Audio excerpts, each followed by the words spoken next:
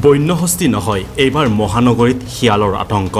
শিয়ালৰ আক্ৰমণত গুৰুতৰভাৱে আহত 8জনকৈ লোক। শিয়ালৰ আতংকত ত্ৰস্তমান উত্তৰ গুৱাহাটীৰ ফুলুংবাসী। পগলা শিয়ালৰ আক্ৰমণত আহত হোৱা 8জনকৈ লোকক নিশাই সংকটজনক অৱস্থাত ভৰ্তি কৰোৱা হৈছে চিকিৎসালয়ত। আহত ব্যক্তিসকলৰ ভিতৰত উত্তৰ গুৱাহাটীৰ ফুলুঙৰ পৰমানন্দ বড়ো, ভাৰতী বড়ো, ৰঞ্জন বড়ো, ৰাম সিঙৰ লগতে আন 4জন। ভাইটিজনে জালুকবাৰীৰ পৰা গাড়ী চলাই আহিছিল।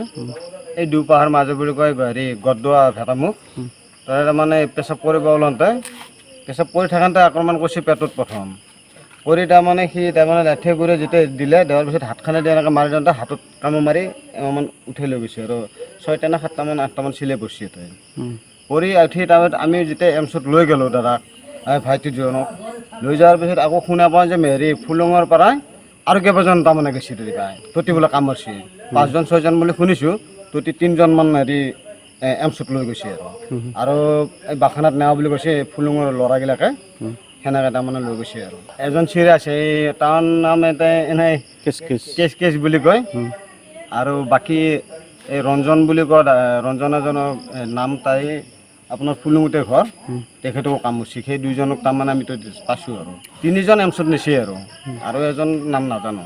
ইপিনে শিয়ালৰ আক্ৰমণৰ পৰা ৰক্ষা পাবলৈ হাতে হাতে জাঠি জোং লৈ অতন্ত্ৰ প্ৰহৰী হৈ ৰয় স্থানীয় ৰাইজ। আনকি বম ফটকা ফুটাই শিয়াল খেদাৰ চেষ্টা চলায় স্থানীয় লোকে। বৰ্তমানেও অঞ্চলটোত অব্যাহত আছে শিয়ালৰ আতংক। মানে গাড়ীখন ৰাখি কিনে দুখমুখত পেচাব কৰিব কাৰণে ৰ'লোঁ জালুকবাৰীৰ পৰা আহি কিনে আন্ধাৰ পৰি আছিলোঁ আহি পেলাই থাপেছি মোৰ ইয়াতে তাৰপৰা মই লাঠি মাৰিলোঁ লাঠি মাৰোঁতে মানে পটককে এৰা দিয়া নাই চোলাটোত ফাঁচি গ'ল দাঁত লাগি কিনে তাৰপৰা মই ছেকেণ্ডবাৰ গুৰি মাৰোঁতে সি চাইড লাগি গুচি গ'ল তাৰপৰা আকৌ চোচা মাৰি পেলাই আহিল তাৰপৰা হাতখানে দি মই ঠেলা মাৰি দিলোঁ হাতত সেইবাৰ পূৰা মাংস ধৰি এৰা নেদে নহয় তাৰপৰা জোতা পোতা কৰি মোৰ আগৰ গাড়ীত দৰ্জা থকা বুলিহে দৰ্জাকেইখন নহ'লিতো একদম অৱস্থা টেম্পুৰ আগৰ দৰ্জা নহ'লি একদম আকৌ গাড়ীলৈকে চোচা মাৰিছিল মানে দৰ্জাত মই যদি দৰ্জাকেইখন দি কিনে যদি গাড়ীত সোমাই নাযাওঁ তাৰমানে আকৌ ধৰিলোঁ আৰু বাঘে হ'ব আৰু। News desk, news 8 north east.